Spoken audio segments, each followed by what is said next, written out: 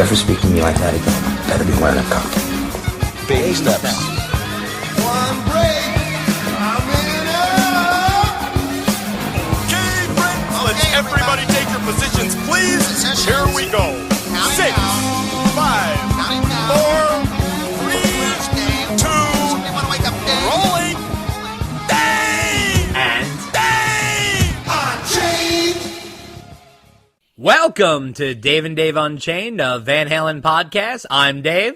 And I'm Dave. And this is episode number 40, Dave, and we are in April of 2019. And do you know what that means? Springtime? Nope. I knew you weren't going to get this. It is so typical of you. You want to try again? April? Okay. It is very clear that you are the old man in this relationship because it is our 3rd anniversary, Dave, and you didn't buy me flowers. That's right, I got you nothing. You can't even remember, you son of a bitch. Wow, that's right, 3rd anniversary. This is our 3rd anniversary. Not that it matters to you because you're busy scratching your crotch. You're like, April. Are we done? Spring? Are we done? Because I got to get back to scratching. So let Okay, me know good. when we're done. Well, keep a hand down there while we work. And we are in our 3rd anniversary. And, of course, as we announced last month, we are going to be celebrating in June 8th, to be exact. And that is going to be with Romeo Delight, the ultimate Van Halen tribute band. And that's going to be at Daryl's house on June 8th at 8 p.m. That's something that you guys want to check out. It's going to be in Pawling, New York. And we always like to move it around. And this year it's in Pawling, New York. Last year it was in Philly. Year before that, Long Island. I hope you guys can take a ride and hang out with us. Tickets are available at ticketweb.com. And they are $20 a head. Dave and I make no cash on that, so don't think Dave's going to be out buying fresh suits, because we make no money here. We only spend money. Anyway, so we are on to our new batch of Van Halen news. Take it away. Van Halen. Well, as we all know, the Circle is in full gear right now. Sammy Hagar and the Circle are out promoting their new album, Space Between.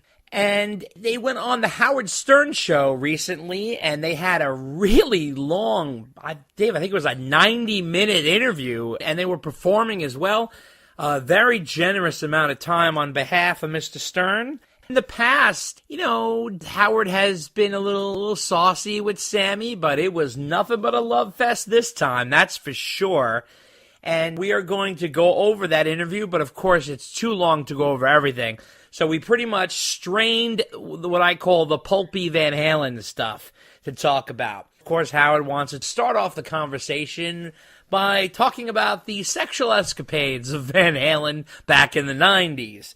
Or the late 80s, 90s, whatever you want to call it. He is obsessed with the fact that, if you remember from Sammy's book, he talked about the tent underneath the stage when Eddie used to do his solo.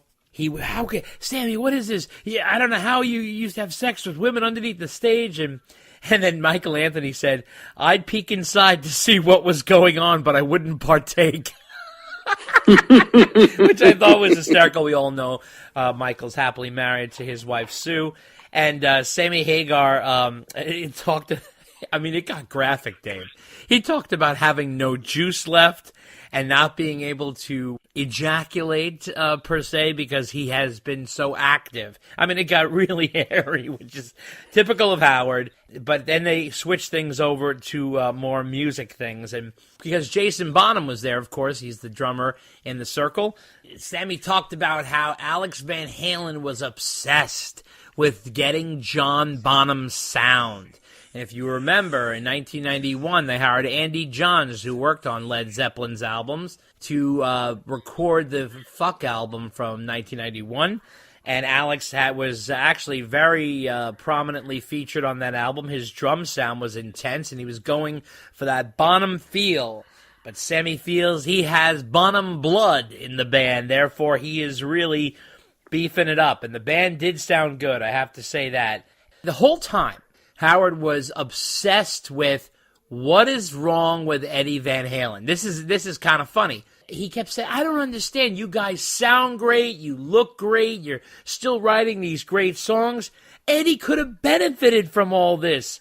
What the hell is he doing? He's fucking crazy. I mean, he really was sticking it to Ed a little bit. Not in a nasty way, but he almost in an inquisitive way.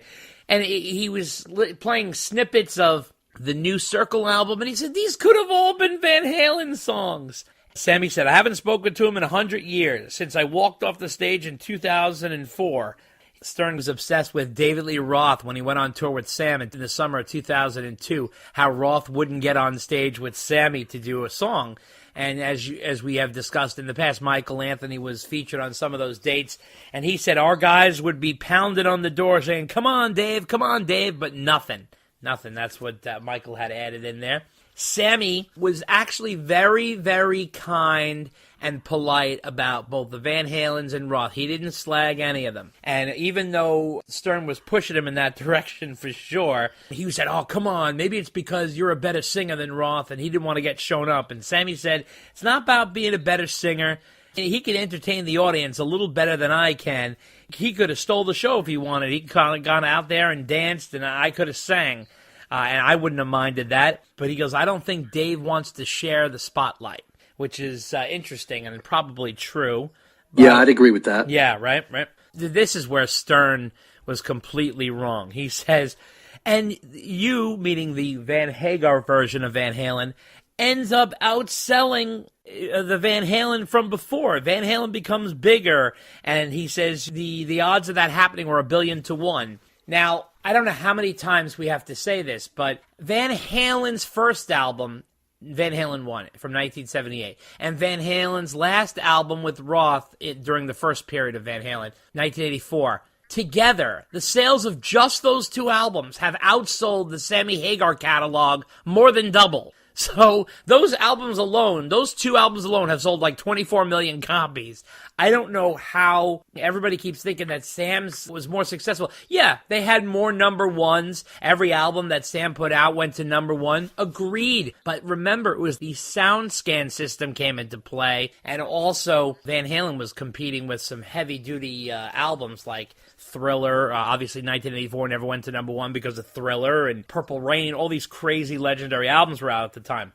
Michael Anthony made an interesting comment. He said when Roth left the band, the record company wanted to change the name of Van Halen because they felt like the identity was so strong with Roth that they needed to change the name of the band, which I thought would have made sense. But because the brothers are so tight and didn't want to give up their name, they insisted on keeping the name Van Halen.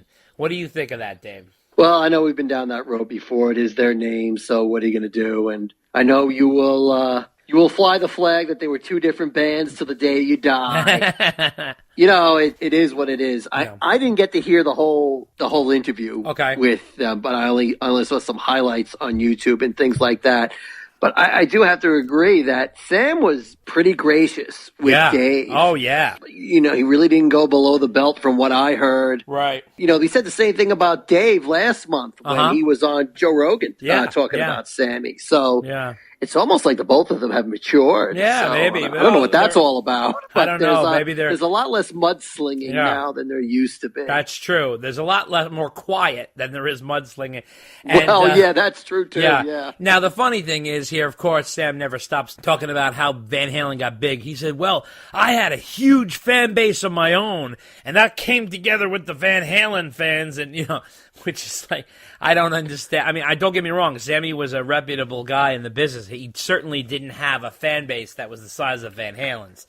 No, he didn't. But he did have a decent-sized fan base. You know, Yeah. So, it's fair enough to say that he brought along some of those fans to Of the course. Van Halen party. Of course. I mean, to be honest with you, I would imagine there was already a lot of crossover because most people, similar vein of music, I mean, He did say that his time in Van Halen was fun and it was the greatest time of his musical career. So he did admit that straight out. And he also kind of has this attitude now that he has adopted the Van Hagar catalog.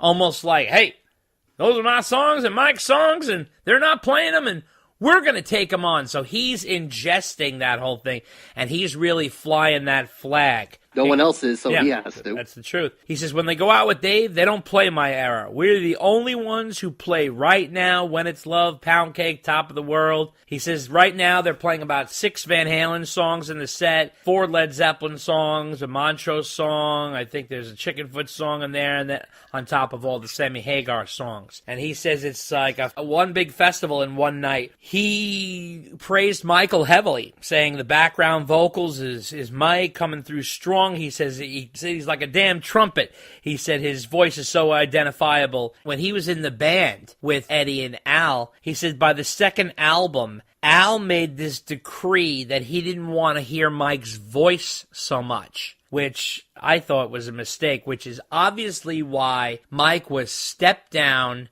in OU812. Sammy said his voice is so identifiable to Van Halen's sound, and he said, what are you, fucking crazy? Well, his bass was stepped down. Well, his bass was on stepped the down. No, album. Yeah, but it seemed like right from the second album, they started degrading Mike. Like the degrading of Mike started. And that was unfortunate. He did say, talking about finish what you started, he went through the whole story about how they wrote that song. Everybody knows the late night writing of that song. And Sammy was trying to have sex with his wife, and Eddie interrupted or whatever. He said that is the only song on the Van Halen album that he played rhythm guitar on. He says that's the only Van Halen record that he played rhythm guitar on. And Dave played on 2, right? Dave, he played on Ice Cream Man, and he played on Could This Be Magic, right? Oh, David Lee Roth? Yeah. Guitar. Yes. But Sam also played rhythm guitar on Apolitical Blues. Yeah, that's true. As well. Right, that's true. You're right. You're right. So it's funny how they both played acoustic guitar on 2 songs. I just thought that was sort of a funny thing. Anyway, then he started to get into the song a little bit, and he kind of